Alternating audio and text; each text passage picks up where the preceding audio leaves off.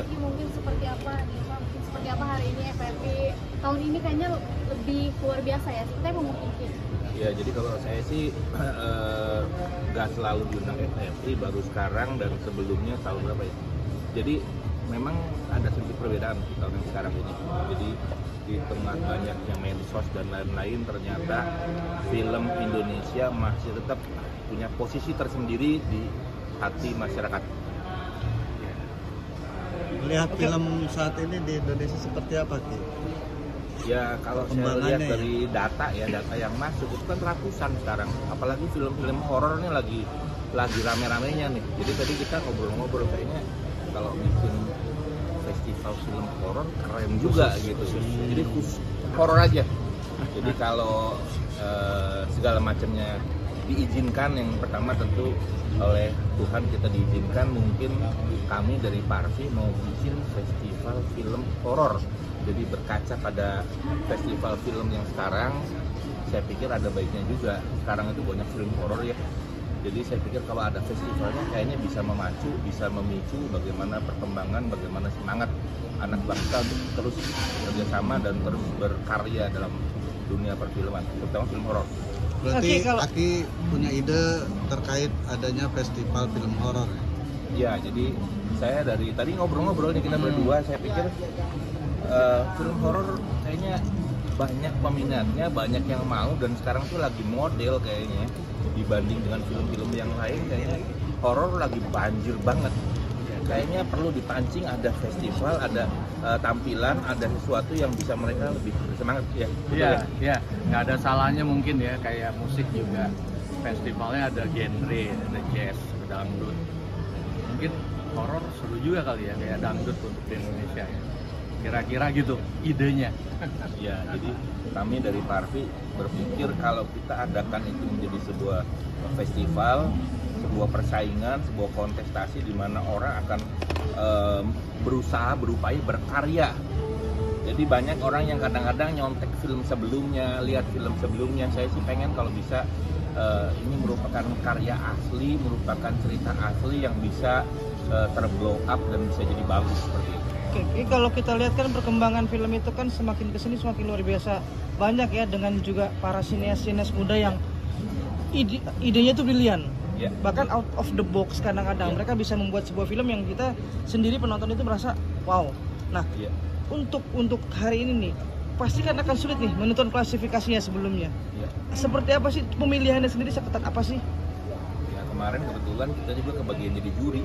Jadi setelah yang menang di atas itu adalah juga karena kita jurinya juga. Jadi artinya memang variatif, idenya macam-macam. Memang sekarang itu kalau saya lihat, terutama anak-anak Gen Z ini memang punya sesuatu yang beda. Jadi otaknya belum tercemari segala macam. Mereka banyak cerita, banyak ide kreatif yang memang secara cerita, secara kalau itu dibuat menjadi sebuah film sangat menarik.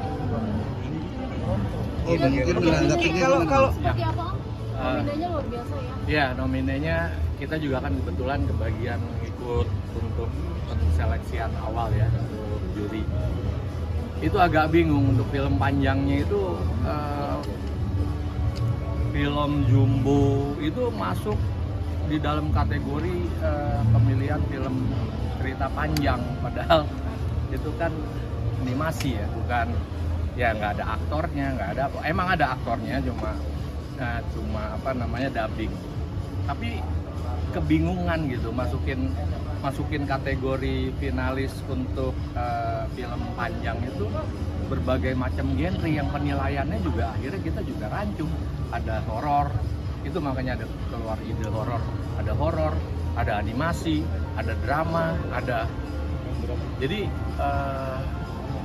kayaknya mungkin udah harus mulai idenya mulai dipilah-pilah festival itu berdasarkan genre. Nanti mungkin dari genre-genrenya baru pemenang genre ini mungkin baru di festivalin.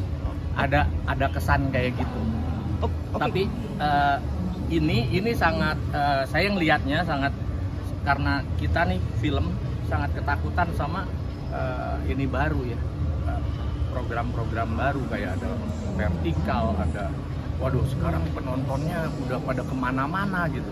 Makanya film berpacu banget supaya tetap orang ke bioskop. Gimana caranya? Ini yang saya lihat. Kalau saya lihat kan sekarang justru film dokumenter itu kadang juga keren banget ya. Dokumenter justru anak-anak muda yang bahkan idenya juga luar biasa. Kalau film indie itu ada Toronto. Akankah juga yang membuat festival film dokumenter sendiri?